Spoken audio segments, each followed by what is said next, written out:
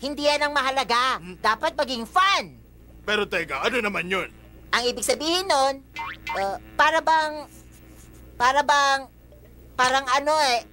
kagaya ng, ano nga ba?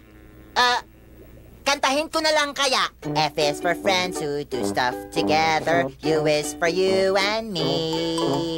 N is for anywhere and anytime at all. Down here in the deep blue sea. F is for fire that burns down the whole town. U is for uranium bombs. N is for no survivors when you... Sige, Plankton! Pero hindi ganun ang ibig sabihin ng fun. Gayahin mo itong gagawin ko. F is for friends who do stuff together. Ayoko!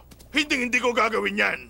Ganito, tutulungan kita. F is for friends who do stuff together. U is for you and me. Subukan mo! N is for anywhere and anytime at all. Down here in the deep blue sea. Sandali, hindi ko maintindihan to. Para bang nakikiliti ang tiyan ko. Tumigil na tayo. Pero, yan talaga ang dapat na nararamdaman mo. Nagustuhan ko.